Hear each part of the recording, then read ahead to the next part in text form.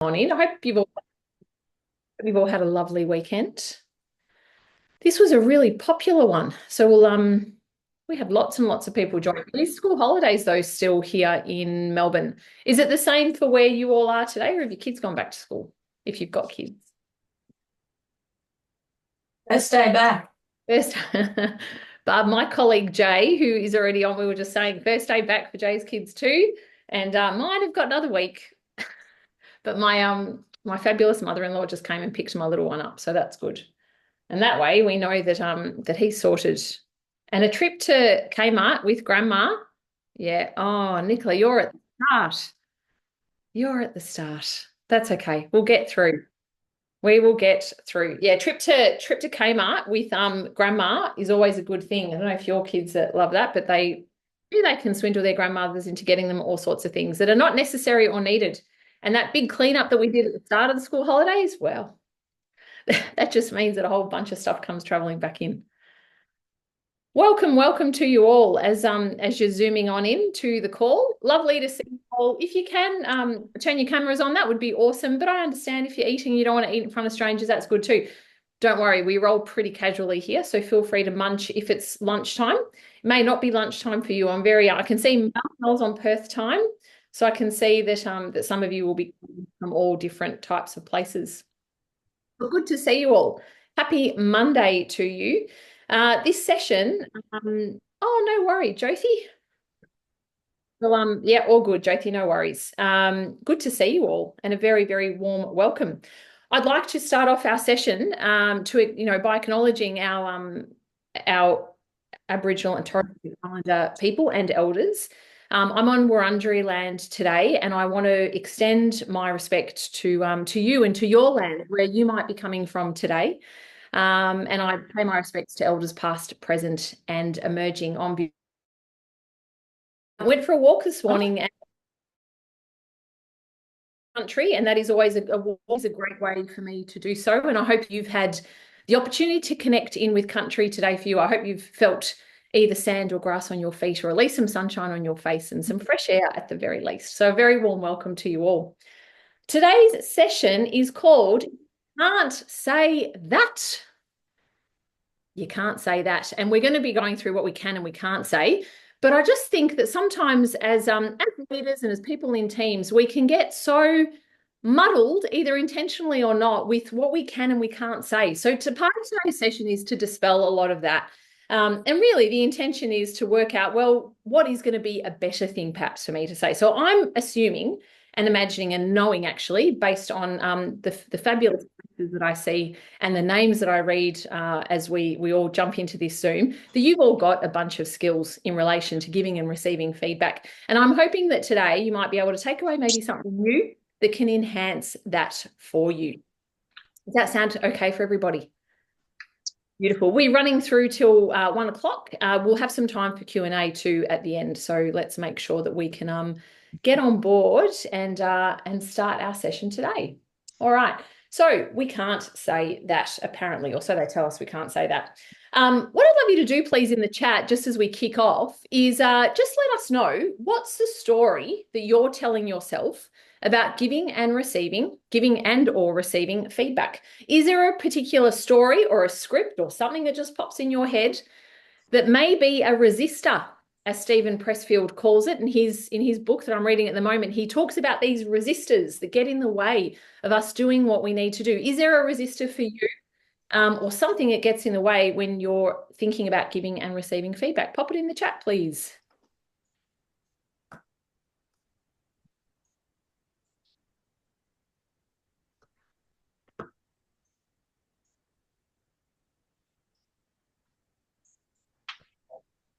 Get rid of that. You can all see that's better. You just all got a view of my very messy calendar. What's the story you're telling yourself? Oh, now my Canva's gone. It'll pop up again. There it is. Yes. No worries about camera issues. All good. Yep. might upset the person. And exactly, Barb, that's often what we don't want to do. Yes, not wanting to upset people. And I reckon this is probably going to be, I'm going to have a bet if this is the number one thing that comes through today. Prove me wrong. What else gets in the way? Yeah. Interpretation, Kate. I feel ya. Even though our intention might be good, sometimes the way that it's received might not be right. I was actually having a chat about this with someone this morning. If you're popping on, feel free to turn your camera on if you can rather, and if you can't, all good. And what we're going through now is, what's the story you're telling yourself about giving and receiving feedback? Is there a story? What's happening for you? Yeah. That's right, Nydia. Sometimes we know we might think the person might not agree and they might get upset, and that is tough. And I think when we're looking for that agreement, we're looking for that consensus, that can often be really, really challenging because we're unlikely to get it, particularly if we're seeing the world from two different perspectives, or the issue rather from two different perspectives. Keep those comments coming through. I'm interested in what your mindset is and what's the story that you're telling yourself, because maybe before today, you might not have necessarily thought about it in that way, but there is very likely to be a story that you're telling yourself when it comes to giving and receiving feedback. And part of really being able to think about what we can and can't say, or even go into feedback intentionally, is about dispelling sometimes this story that we may be telling ourselves about feedback. So keep those coming as we go through. I like to think about feedback. Some of you that have attended a session with me in the past on feedback, you might have seen this little image before, and I'll run you through it. I like to think of feedback in terms of a gift. And so I can do lots of things with a gift. You know, silly season is upon us. Can you believe it? It's only a couple of months. And I'm sorry, parents, that's scary because we've just sent our children off for term 4. But silly season is nearly upon us, whether we like it or not. And there'll be gifts. I don't know if you're, so adults, we've gone to adults Kris Kringle in our family, but the kids all still get gifts. And we'll still buy my mum something, of course, and my mother-in-law and all those kinds of great people. But I reckon there's some things we can do with, and now this is the moment that we can either say we do these things or not in front of a bunch of strangers. Feel free to admit or not. We can accept the gift. So we can say, thanks, and accept that gift. We can return the gift. So we might return the gift because we don't like it. It doesn't fit. I've already got one, whatever it might be. We can do a bunch of things. We can ignore the gift. We can just pop it in a drawer and forget that we ever got it. Many of you know, people love giving me soy candles. I love a good soy candle, but I probably don't need 8 of them at any one point in my life, right? So you can always re-gift a little soy candle. Sorry, not sorry if you get a soy candle from me. I can't promise you all the time that I'm going to have bought it. And then finally, we can re-gift, right? So we can then, in the spirit of sustainability and generosity, we might be able to re-gift. Now, I like to think about feedback through this lens of a gift because we can do lots of things with it. But what's the one thing that we should at least do? Someone unmute and tell me, when you get a gift, what's the one thing you should do? Barb. Okay, thank you. So if we've been raised with some manners, which I'm assuming we all have, at the very least, we show our gratitude and we say thank you. What happens after that thank you is a different story, right? Because we can do one of 4 things and actually one of many with gifts. But at the very least, we acknowledge it and we say thank you. And I think when we're giving and receiving feedback, to pick up on some of the comments that came through the chat, even though we may or may not agree with some of those sentiments that people are sharing with us, at the very least, we say thank you. And if we say thank you, there's a good chance that the feedback will keep coming to us. If we ignore it, as we'll see later on through one of the models that I want to introduce you through today, there's going to be less of a chance that you get that feedback forthcoming, which leaves you in a place of darkness, what we call the blind spot. So we want to try and minimize those blind spots. And one way that we can do that is just to acknowledge it. Really simple one, yeah? So we say thank you, and we teach our teams to do that too. It's basic, right? So basic. But you'd be surprised the amount of people that don't do that. When we're thinking about feedback as a gift, hopefully that's going to be a good reminder for you to just accept graciously, say thank you, and then we can work out what we want to do with this gift going forward, which is a gift of feedback. I want to introduce you to a few things. Now I want to move into really giving and receiving feedback. And particularly I want to talk to you about feedback intentions and feedback reactions. And I'm back in there and I need to go forward. There we go. But Before I do that, though, Michael Jervis, he's got an interesting perspective. So he's the host of the Finding Mastery podcast and author of the first rule of mastery. Stop worrying about what people think of you, which is an important part of feedback. But one of the pieces that he's written is on why is feedback so hard. And he says that when self-worth is tied to performance about outcomes, it feels like a direct threat to our identity, as opposed to rich information about how to get better. What do you reckon? Is that resonating? Often one of the blockers around giving feedback is because we're worried that our recipient is going to in fact feel this, that feedback, because it's going to be somehow linked, and it usually is, to people's level of self-worth, their image of themselves, their identity, that we almost threaten that. And so we subconsciously or consciously go, oh, I don't want to go there. I actually don't want to do that. So I'm going to refrain. Or maybe, and this is worse still, we end up softening the message. So the message ends up becoming so ambiguous and unclear because we're trying to avoid the discomfort of giving the tough or not difficult message or the difficult feedback, that we end up losing the essence of it. Part of what Michael's research shows is that we do it because we are worried about this link to identity. And so one thing that we can improve in terms of improving our feedback, one thing that would hold us in good stead is if we try and almost maintain actually and create this objectivity. So I am not the feedback that I'm receiving. And as the feedback giver, I am not the feedback that I am giving, or that person is not the feedback that I'm giving to them. So we try and maintain almost a distance and objectivity to it. And I know that that is so much easier said than done. But I wanted to share Michael's view with you today. When I was starting to play with some models around feedback, and this is now almost 2 years ago, I started to think about reactions and intentions. And I think that when we are receiving feedback, we can think about a few of these reactions. And some of you might be reading the words around the circle, and maybe these resonate for you. But we can, we can realize when someone's giving us that feedback, we can realize something that perhaps we didn't know before. We might receive it, as we've said, hopefully receiving it graciously at the very least, but we receive it. And that receiving or reception, if you like, to the feedback is also helping us to be open to the feedback. Remembering that we're not the feedback that someone is giving us. They might be commenting on a characteristic, a behavior, performance, but we are not that. So we're trying to maintain this objectivity and this distance between it. We might reflect, that might be our reaction. And hopefully we do. There's always a learning, even though feedback might be difficult to receive, there's always that learning from it. We might want to rewind, and we might really think about, oh, what was it that led me to that scenario? Maybe I was having a terrible day. Maybe I was having a great day and I forgot whatever it was. But we might want to rewind. We might want to go back in time a little bit to actually think about what caused that reaction. We might feel the necessity to rebut. And I think some of us can get lost in this quite easily, actually. Again, if we perceive that the feedback coming through to us is a threat, if it's not always delivered in the best way possible, then we may feel this compulsion to rebut it and defend, which is human nature, but we can get stuck in that in our little feedback reaction wheel. And then finally, in terms of our reaction, we might regret. We might decide that, gee, I was very short. I didn't make myself available to that feedback that was coming through. And now I regret my reaction. So there are, not only, if we think about feedback as a gift, not only are there multiple things that we can do when we receive feedback, but then you overlay that on the reaction that we might have, when we receive this feedback. And there's a bunch of stuff there.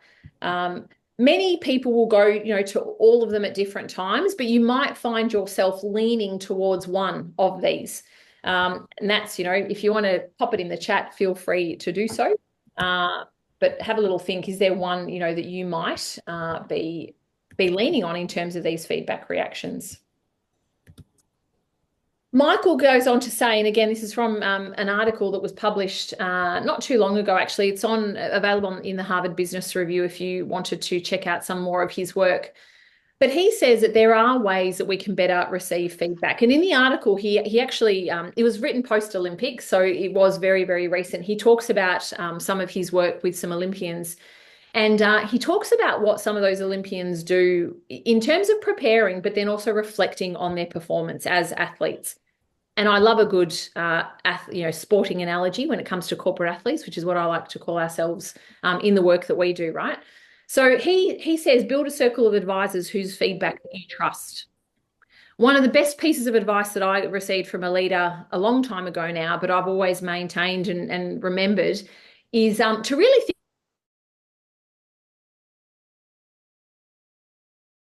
me that feedback. Now, that also helped me to filter out whether I wanted to be paying attention to that feedback or not. Because remembering that because we're looking at feedback like a gift and we can do many things with it, including returning, regifting, ignoring, I don't have to take on every single piece of feedback that I receive.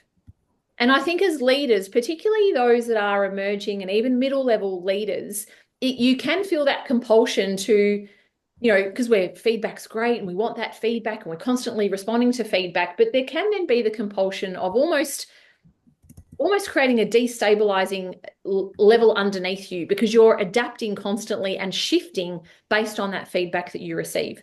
Now, I'm not saying don't do that, but I think we've got to be cautious around tuning into feedback, and we've got to be discerning around that feedback that we take on, because not all feedback is going to be great. Not all feedback is going to necessarily come from a place of being in service for you. So building that circle of advisors whose feedback that you trust, I reckon, is great advice that Michael shares, because not all feedback, and also it's going to depend on the level of trust that you have. And I want to go through trust in some depth in a moment. But we really need to be discerning about how much do I trust this person? Where might this feedback be coming from? That's before we even consider what is the feedback saying. We want to separate useful feedback from opinions, which really links into this point above, that I've just made. Opinion is great, but we can all have thousands of opinions. Am I going to be best served by paying attention to all of these opinions that I may receive and be made aware of? Maybe not. Maybe there might be a few in there that might be good and that I might be able to use. But we've really got to be able to separate and be discerning around what's useful feedback, what's just opinion. And people are going to have opinions, great, good. We can't control for them. We're not necessarily going to be able to change our approach or what we're doing to suit everybody. And that's okay too. We need to manage our emotional response. And I think this one is really, really difficult because we know that from our feedback reactions, when we might go into rebut or regret in particular, sometimes that emotional response is coming from a place of automatic pilot. So our brain perceives threat and it responds in a certain way. And the way in which we respond, particularly when we're receiving threat, is probably going to be more about survival. And survival in this case is going to be about shame, embarrassment, maybe not taking accountability, whatever those things may be. So managing the emotional response is going to be hard. The best advice I give around this is just to create some space between you and the feedback. And that could include, thank you for that feedback. I'm going to go away and have a think about it, and I'm going to come back to you in the next day or two. Don't feel compelled to respond in the moment, particularly if you know that you lean on a feedback reaction, which might be about, regret sometimes or even rebuttal. Just create some time and space between you and the feedback that's being given, and that will assist you to manage that emotional response. And then finally, commit to applying the useful feedback that you receive. Now, feedback is great. Fantastic when we do something with it, if that feedback serves us well. But if we love to be feedback collectors, like give it to me, I love the feedback, great, more feedback the better, and then people can see that we do nothing with that feedback, it's useless. So here you've got a choice, what are we going to be responding to in terms of that feedback? What serves us well? What do we want to incorporate? And then communicating to those people that we are incorporating the feedback. One of the most powerful things you can do is go back to someone and say, hey, that conversation we had a little while ago, it was off the back of that I went and did X, Y, Z. That person will feel great because they're going to go, fantastic. The advice that I gave was useful. And it means that you can also express some gratitude to that person that's giving you that feedback that you've then acted upon. But to do nothing with it, in my mind, we might as well not ask for it. Okay. So we've talked about feedback reactions. Now I want to take you through feedback intentions. So this is, you giving feedback, whether you in your capacity as a leader or a colleague or a friend or a family member, whatever it may be, it's the same across all domains and relationships in our life. But there are different intentions that we may have when we are providing feedback, just as there are different reactions. We might choose to inform. So we might want to make someone aware of something. We might want to initiate a conversation, maybe, or initiate the discussion on an issue. We may want to influence them. So maybe it's an issue that we've been working with them for some time, and we might want to influence a different way of thinking. We might want to create impact. And that's always, it's got a kind of a spark nature to it. That's that nature of impact. We might want to do that. We might want to inoculate them, right? And that's, maybe we want to protect them from something, just like an inoculation serves to protect. But what might we be protecting them from in terms of giving them that feedback? Maybe it's a blind spot that they're not aware of. And then finally, and hopefully this is not the case, but we may want to irritate them, right? We might kind of go like, I'm going to go for it. I don't like you very much, and I'm just going to give you this feedback. And this is the thing that gets us into hot water, because it's criticism, and it's almost having a go under the guise of feedback, which is never an advisable thing, right? But it does happen. And so your intention might be to cause a bit of an irritation. Not one that I would, typically say go ahead and do, but it is one that can occur, right? So I'm just going to pause there because my little chat's gone. I just want to see whether you've got any comments. Let me have a look. Any comments so far on what you are? Good, excellent. People have been putting in their feedback story that they're sharing.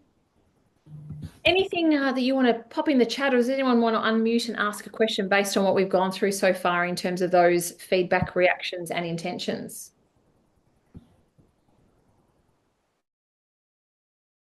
Feel free to unmute. We're a friendly bunch. Don't worry about the number of people that are here. All right. I will keep going in that case. All right. So we've covered feedback intentions. We've covered, and now I want to take you through a little bit more of our theory that takes us through these feedback intentions in particular. Jennifer Porter wrote a piece back in 2017. It's kind of an oldie, but it's still absolutely a goodie. In fact, I think these pieces on feedback never really go out of fashion if we're doing them well, and if they stand the test of time, which this kind of stuff does. Jennifer gives a whole list on how we can added to some of the things that Jennifer has in her article. If you want to go and check out her work, free to do so. She says prepare. This is number one. So often with feedback, because maybe we're caught in a moment where there's a dialogue, need to give the person feedback, real time. There's not always necessarily going to be an opportunity to prepare. But I think if you can have a model in your mind that is your go-to when you've got to give some feedback, that will help you to prepare, even if it's that you're preparing as you're having the discussion with someone, but you're actively thinking about, okay, I've got to give this feedback. They've just demonstrated something in a meeting which hasn't gone down very well, or I can see that they've had an interaction with someone. I want to give them some feedback. If you've got a mental model, which I'm going to talk you through later on in today's session, you can absolutely use that. And that's just something, it's an acronym, easy to remember, and you'll have it in your mind. So that will help. But preparing, let's say that you've got some time to, it's going to be more often the case. You've got an opportunity to actually think about a discussion that you need to have with someone around feedback. Now, it could be done literally on a little, notepad. It doesn't need to be hundreds and hundreds of words. You're not writing a script, but it might just help you to follow a format in terms of making sure that you're covering everything you want to cover. Because I don't know about you, but I find myself many, many times going, oh, I wish I'd said this and this and this, or I forgot to say this and this and this. And by that stage, the moment's passed. So rather than leaving you feeling like, oh, I didn't share everything that I wanted to, that preparation is going to be key for you. Second one, consider working style differences. I love focusing on introverts, extroverts, ambiverts. The tools I use will have a layer around energy. And I like to think about this energy particularly around working styles. Now, if we extend that notion to working styles and even communication styles, the way in which you receive a message may not be the best way, the most ideal way, and the preferred way for others to receive a message. And in fact, I think, that old saying of, don't do something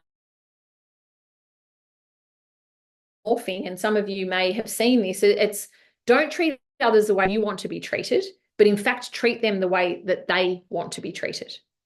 And so in order for us to know the way that they want to be treated, we've got to be clued into their communication, receive information. If you're dealing with someone who's highly extroverted, and you might also be highly extroverted, then it might be great for there to be a very impromptu conversation with not much preparation. But conversely, if you're the extroverted person dealing with a very introverted person, they are likely and more often than not going to benefit from some reflection time. It's not because they're not able to understand or digest the message that you've got for them in that conversation, but it's because their reflection time will help them to be able to respond better to you. So that second point, I think, is also a crucial one. This is just considering, who am I dealing with here, and what's going to be the best way to influence them around this message, going back to your intention. One of my favorite tools to do this is the empathy map. And if you jump onto the Deliberate Leader website after our session today, we're going to give you a link. You'll see the empathy map and you'll see how to use it. But it may be feeling and experiencing and thinking, so you into their shoes and see the issue from their perspective. Be specific and timely. I'm dealing with an issue right now in an organization where a leader has waited 6 weeks. This is feedback gone wrong on so many scenarios. So they've saved up all the feedback. Senior leader, 2 very senior leaders in an organization, they've saved up all the feedback for performance review occurs in August. This year it occurred in August.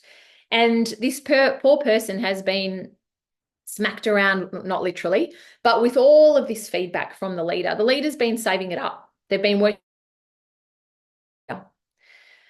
The feedback has not been timely. It's now hard for that feedback to be specific because there's such a long period of time that's passed between when issues have occurred and when the feedback has been given. So the feedback process is shot from the get-go because the person is racking their brain going, I can't place the feedback that you're giving. The leader hasn't really kept a good dossier, if you like, of all the things that have occurred to be able to then be specific around the feedback. So that's not going to be, you're not going to be having a great time if we're not specific and timely. Focus on behavior and not the person. I've said in this session, try and be objective and almost remove the person. They're not the feedback you're giving them. And if you're on the receiving side, you're not the feedback that's being received. It is not necessarily going to be about, it may be about personality, but we've got to try and maintain an objectivity, even when we are giving someone feedback about their personality, their characteristics, the impact that they're having on others. Feedback should be a 2-way dialogue. So even though you might be the person providing the feedback, make sure it's 2-way. And a great way to do that is to ask more questions. So as a leader or as the person giving the feedback, doesn't matter necessarily if you're the leader or not, you can actually give some great feedback just through asking questions. And a way that you might do that is, so how do you think you went last week at the such and such steering committee? What do you reckon could have worked better? Hey, I observed that you were fantastic when you did blah, blah, blah. What did you feel? Is that something you felt, right? So you can actually ask quite a number of questions. The person, if they've got some self-awareness, they'll likely get to where you want them to go. And it's going to be much more powerful because they're the source of the insight rather than it being shared with them.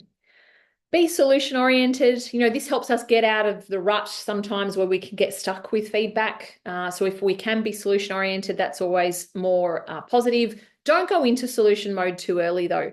So ensure that before you're going into solution mode, there's a shared understanding of what the issue is. The person may not necessarily agree entirely with you, and you might not agree with the person providing you the feedback. but ensure that as much as possible you're on the same page, and then you can move into that solution orientation. The latest research around feedback, so forget sandwich method. Does anyone know what I mean by sandwich method? Someone unmute and tell me, what's a sandwich method of feedback? Positive feedback sandwiched with negative and then finish off with a positive. Yeah, it's our good old sandwich, the nice meaty bit in the middle and some nice, white bread, that crusty, yummy bread on the outside. I'm sorry, it's lunchtime for some of you. That's really rude. But yes, that's the sandwich method, right? And the latest research is saying get rid of that because it doesn't work. So when we're buttering someone up to then give them the crappy bit in the middle and then buttering them up at the end so they leave the conversation well, it actually doesn't do anything around creating trust and sustaining trust in a relationship. The ratio, though, is right. So where you've got good, bad, good in the sandwich method, that ratio is correct. So they're saying 2 to 1. So 2 positive to 1 negative is what we should be doing. But we actually should be doing that all the time, not just in a feedback discussion. So if you are on this call today and you have responsibility for people, it doesn't actually matter even if you're a leader. If you're working with anyone, see if you're not doing this already, give people 2 compliments to every gap that you point out that you convey to them. It really doesn't cost you anything other than your attention being tuned into what they're doing well. But when we do this, we're creating then your future self will thank you because you're actually creating a better environment for trust. And the person knows that when they have an interaction with you, it's not the gaps as the only things that you're going to be picking out. They know that you're actually also, you're recognizing the good stuff too, not just the stuff that's not going well. And then finally, follow up. Now I've got there, do it once, do it twice, do it 3 times plus, because to follow up once post a conversation is not going to be enough. Again, if we go back to our introvert and extrovert, if I'm conveying a message to someone and I say, how are you going? How did that land? How are you feeling about it? And they go, oh yeah, good, thanks. The poor person probably hasn't even really had an opportunity to think about how that information has landed for them. So we're following up. We might follow up, after we might follow up with an email or a Slack message or something. We might check in, in a day or two. How are you going? Have you had any further insights about our discussion? Is there anything that I can support you with? And for those of you that know me well, that's my favorite question, right? How can I best support you? So is there anything else that I can support you with? And then check in the following week.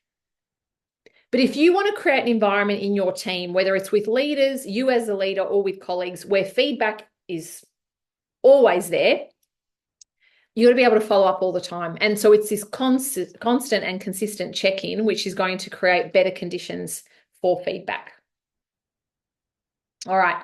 Now, I mentioned to you before that there are blind spots. And so I want to whiz through this fairly quickly, but Johari was a thing before Brangelina was a thing, right? So it's two gentlemen, Joseph Luft and Harrington Ingham, and I often call him Harry Ingham, but learnt recently that his actual name is Harrington. These 2 gentlemen were organisational psychologists that did extensive work in the 1950s and 60s around feedback. So they were organisational psychologists. They did a bunch of work. I want to say GE, so General Electrics. Don't quote me though, but it was one of those larger organisations that were quite progressive at the time. They created the Johari window. And what they tell us about this, and the reason this is specific to feedback, is that unless we're creating the conditions for feedback, we may be missing out on vital information that helps us to dial up our self-awareness. So it's critical for feedback. And you can see here that, in our quadrants, there's a bunch of stuff that will be known to us, and there's a bunch of stuff that will be known to other people. The extent to which it's known to ourselves or to others is going to be what places us in one of these quadrants. The danger zone is here, blind spot. And this is where I don't know something about myself. I don't have the awareness around it, but others know something about me. So this could be the way that, if I'm cutting in and interrupting consistently in team meetings and I'm not even aware of it, that could be a blind spot for me. It might be that, occasionally I'll use too many exclamation marks or and I don't, or uppercase, or use a lot of uppercase in an email, and that has a real impact on people. I don't know. What is it going to take for me to find out my blind spots? I'm just going to stop the share there so I can see all of you and see the chat. What will it take for me to tune into those blind spots?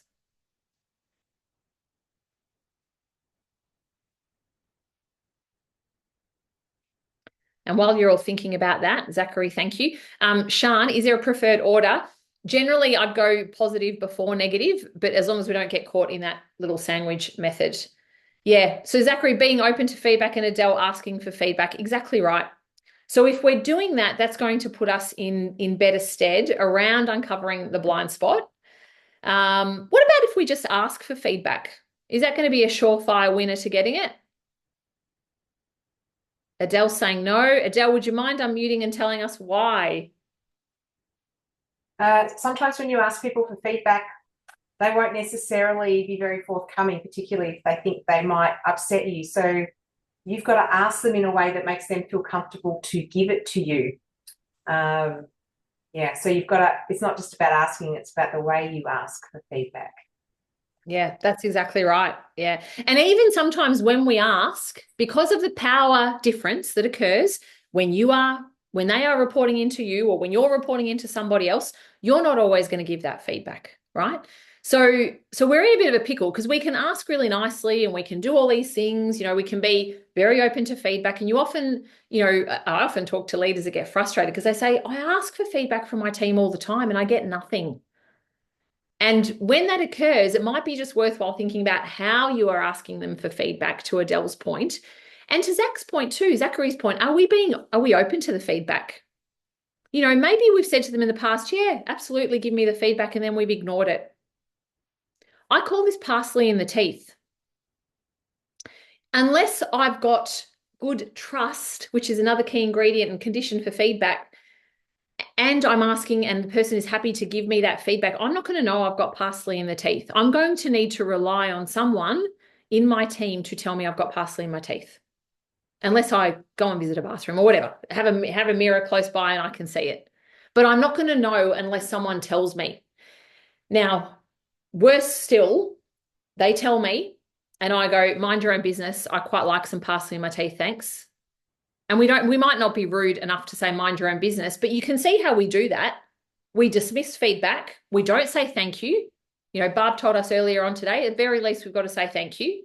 If we're not saying thank you, we're not acknowledging it, they will leave us in the dark. Literally, they will leave us in blind spot territory.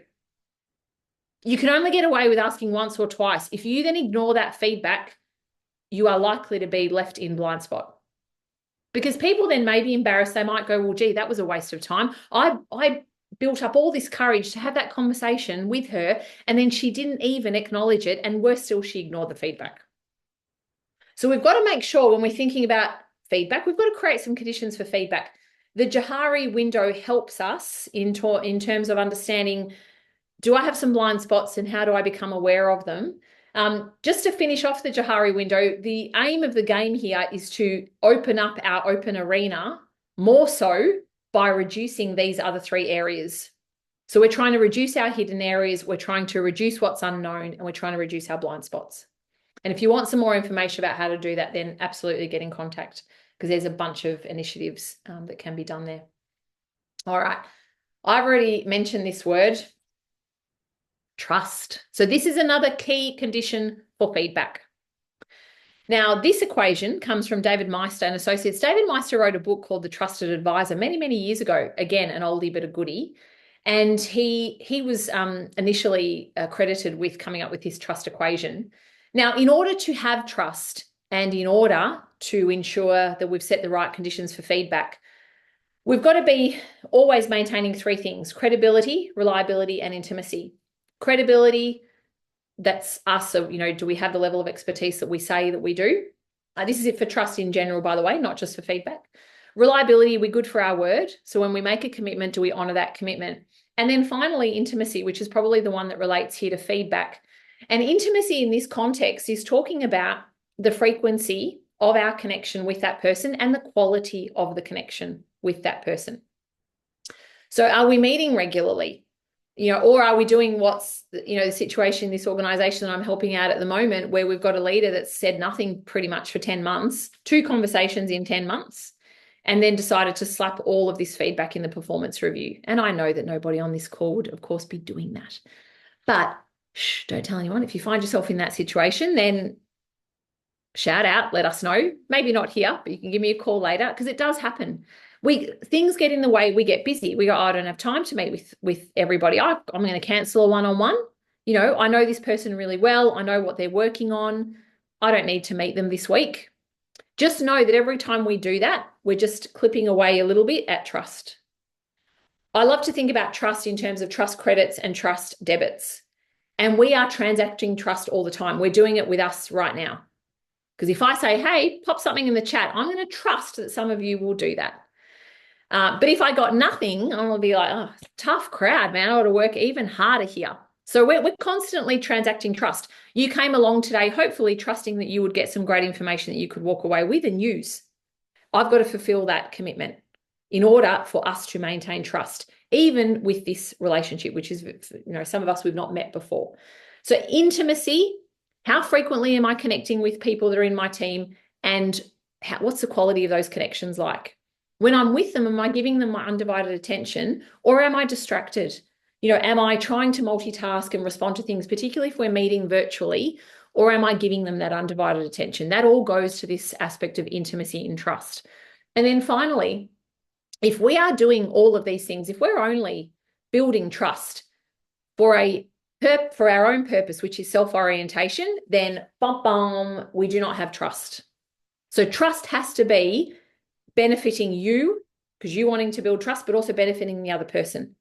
If we're only going in it for our own good and to basically serve ourselves only, because maybe we want to influence that person because they're a key decision maker, maybe they've got the resources or whatever we need to do something that we want to do, then that's not trust. It's probably influencing. We can call it a bunch of other things, maybe manipulation, I don't know, depending on what it is that you're trying to get out of the person, but it's not trust. So trust has got a two-way nature to it, and we're consistently transacting trust credits between us. I'm going to, again, just pause and see whether there are any thoughts, anything that you want to share. I'm scanning through the chat. Yeah. Yeah, Rebecca, that's such a good point. Like, it goes back to one of those earlier points I think that Michael Jarvis raises in his point around being specific. And I think that's, feedback, we go, great, we're having a feedback conversation. I'm going to tell you everything that I've been annoyed about with you over the last 6 months. That's not feedback. That's a barrage of crap coming down that person's way in a very unfiltered, unorganized way. It's not going to land well ever. So I think that's a really, really good point. Any questions? Anyone want to unmute? Give me an opportunity to sip my water.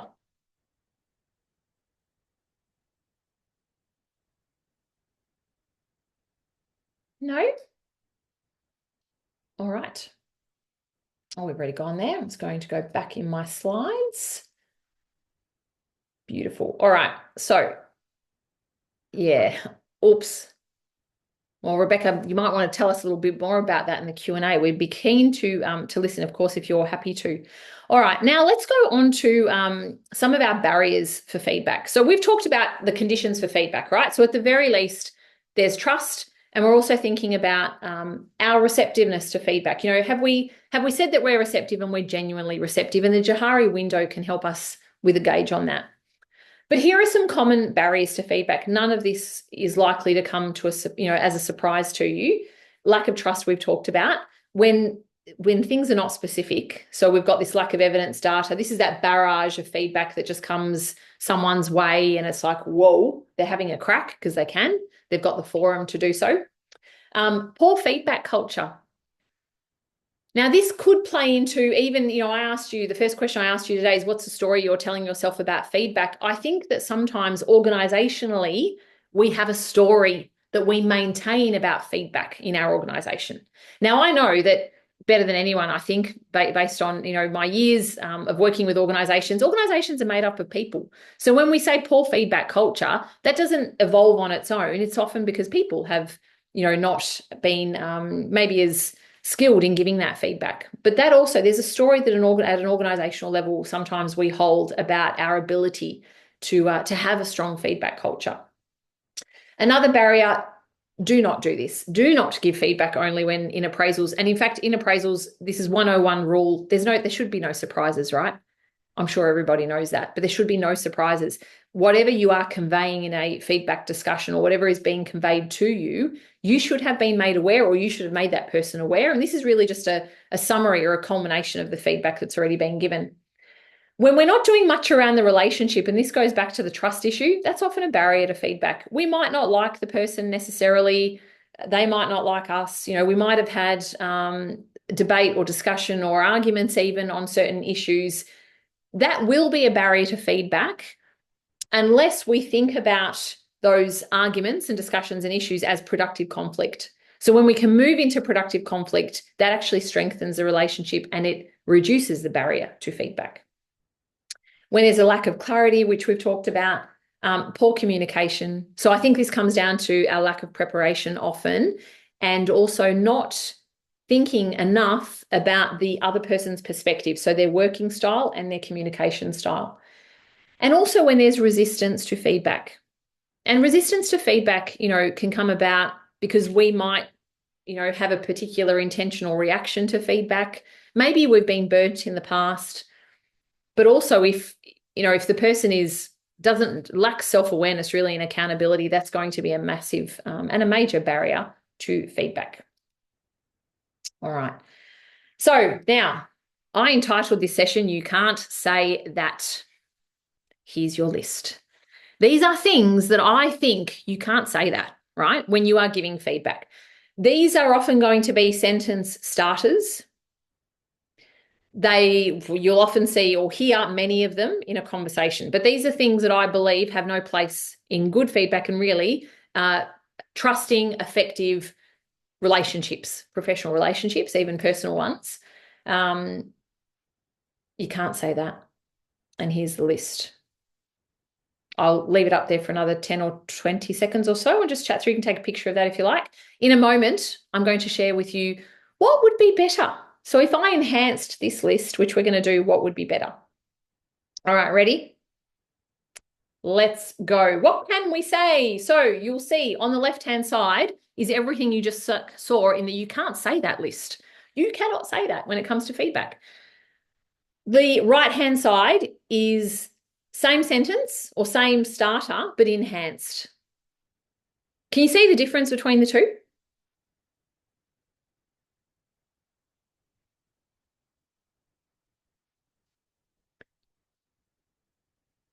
I'm just going to move my chat over here. Excellent. I reckon a lot of people do this. As I'm scanning through, I'm just going to pick one or two of them. I'm sorry, but I'm sorry. Not useful. Number one, it dilutes your power in. So you've got, I don't really like to think about it as power, but you've got the platform, if you like, because you're sharing that feedback. When you say, I'm sorry, you're diluting that. And what it does, it dilutes the message. It puts you on that back foot. Whereas if we say something like, I want to provide some constructive feedback regarding, there's no apology really to be made by that. And if you're about to say something and you feel that you need to say, I'm sorry, then I would be thinking about what you need to say and how you're going to say it. Because if you're thinking, I'm sorry, you may be saying something that's going to create one of those feedback reactions that we would want to try and avoid. So I'm sorry is not, it actually dilutes your message and it puts you on the back foot. It's not a position of strength and conviction around your feedback either. So there are some, you did a terrible job or you didn't do a great job. There were some challenges in your work, but let's discuss how we can ... Does anyone want to unmute and just give me one that you particularly like or one that you want to talk about?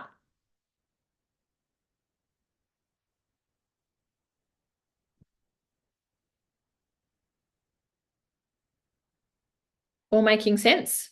I'm looking for some nods or reactions. Yeah. So we've just looked at you can't say this, and that's the stuff on that left-hand side. These statements here are enhanced by they're a bit wordier in language, you can see. There's a bit more in them, but it doesn't have that sharpness to some of these other statements there on the left-hand side. It also is clearer, crisper, means our communication is likely to be enhanced and effective. And more importantly, the person will keep listening to us. So these are just some things to think about with what you can and what you can't say. Yeah, it is. Absolutely. So I really liked the you're not a team player it would be beneficial to collaborate more with the team on projects. I think sometimes when we use labels like team player, the receiver doesn't necessarily know what that means. So to be able to give an example like you've done it would be beneficial to collaborate more with the team on projects, unpacks that a bit for them. So yeah. I like that one. Thanks, Adele. And I think to that one there too, it's almost where you're not a team player is quite personal. We're labeling the person. So it doesn't maintain that objectivity. Whereas when we can describe what it is that we're looking for and almost pointing out this is the action we want you to take going forward, we don't even need to say that you're not a team player. Yeah. It's said, right, in that other statement. A bit like too, you did a terrible job. That's very personal, and it's a bit of an attack, and it's very judgmental, using words like terrible. I much prefer there were some challenges in your work. That's much less likely to get their defenses up. That's right. And yeah, to Rebecca's point, it is a bit like, it is a bit finger pointing that stuff on the left. When we can reduce that, we're likely to get a better response. All right. So sometimes this is a question I often get asked in feedback, or when we're connecting with people, maybe not necessarily when we need to have a feedback conversation, but even when we're having one-on-ones, what's the ideal scenario for a one-on-one? Rogelberg's data on this. So he did a study. There's about 1,500 people that were part of this study. Back in late 22 was when he wrote up his research. I think it was done, can't remember, 6 or 12 months before that. But his research found that there's there's a best way to maintain feedback in one-on-ones, and that is to meet with team members at least once a week for 30 minutes. Now, a lot of leaders go, oh my gosh, I've got 10 people. I know some of you, and I know the organizations that you're in, and I know that for some of you, it's 8 to 20 direct reports. How am I ever going to maintain that? This is a guide, and it is best practice, but I share it with you in the knowledge and in the spirit of this is going to be hard for some of you because you've got so many direct reports, but where you can, remembering that trust and that intimacy part of trust is connection and frequency of the connection. So 30 minutes is ideal. If you can't do that, every other week is fine. So fortnightly, but extend the time. And the third one I think will apply to many of you that are working in a hybrid way, so virtually. And that is, you might want to meet with some people weekly, some people fortnightly, depending on how you organize yourselves, basically. But I just wanted to share that often as a part of feedback. How often should I meet with people? It does come down to the one-on-one, because if a lot of these conversations, if we've got a good structure for the one-on-ones, we avoid a lot of pain later on. Okay. Now, I told you earlier on that I'd give you a little model for your feedback, to structure your feedback.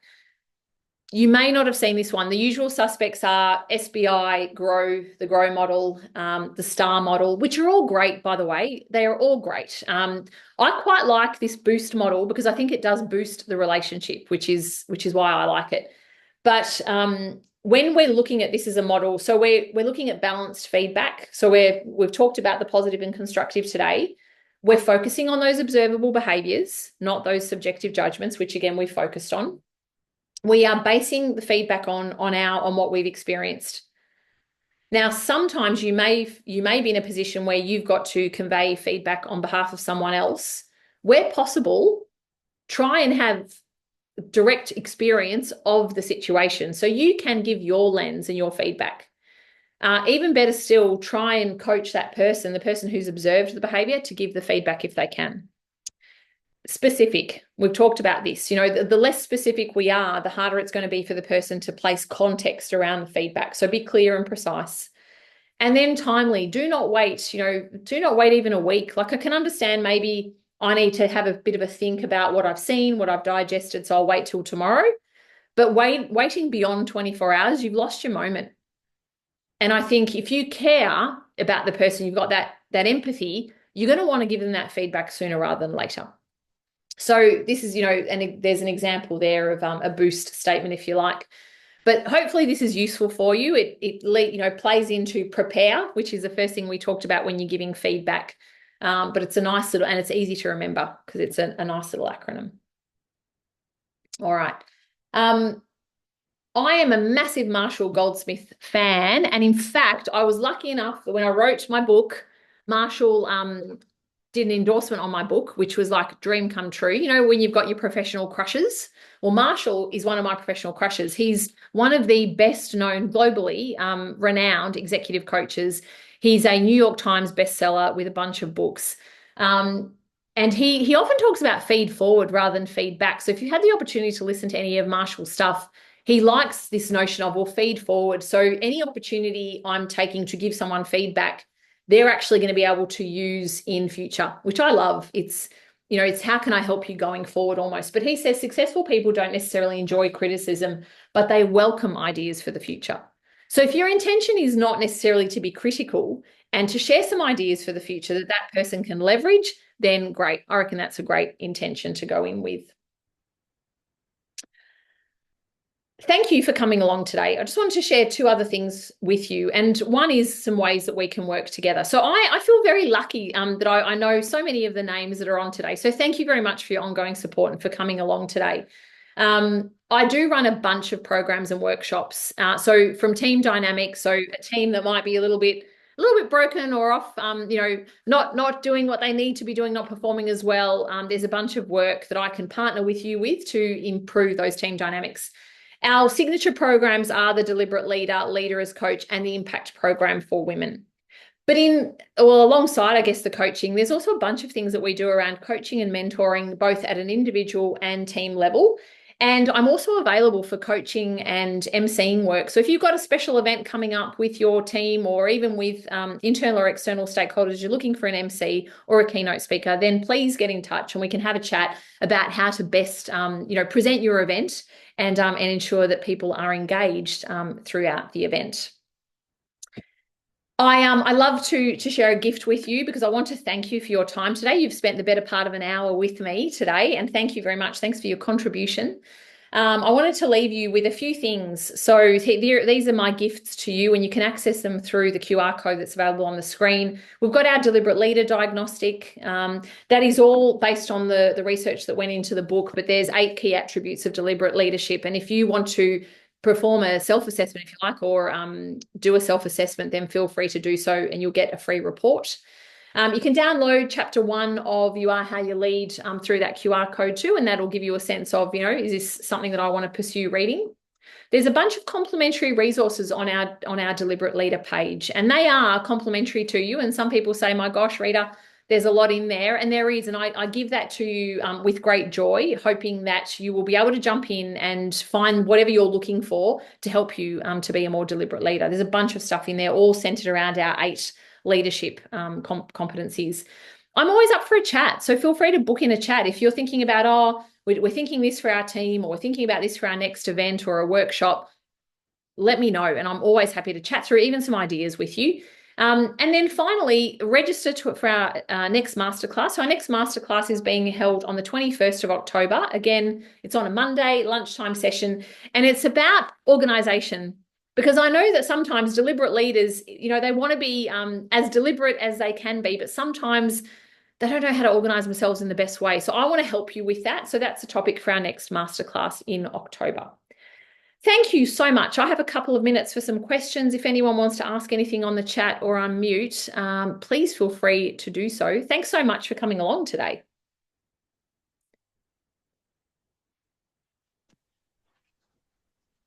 If anyone wants to, I'm here for another couple. Otherwise, I understand you've got to get off. Thanks so much. Did you find that helpful? Yeah, good. Thanks, Tash. Excellent. Thanks, everyone, for coming along. Have a brilliant week. I hope it's sunny in your part of the world. Rita, I had a quick question, if you wouldn't mind.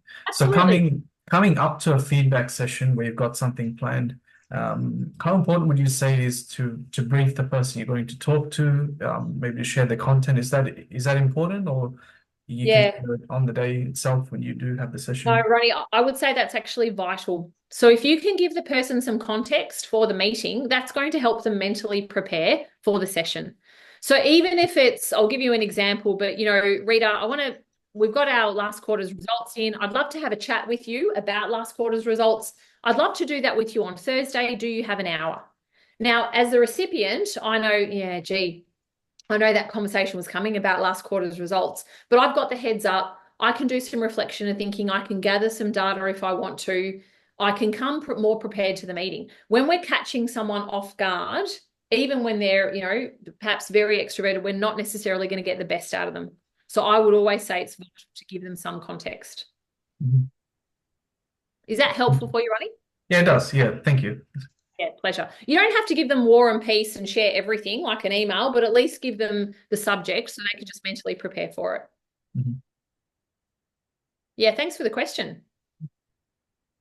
Thank you again, Rita. Straight to Pleasure. the top, but appreciate the time. No worries. Thank you, everyone, and I look forward to connecting with you all soon. Have a great rest of the day. See you later.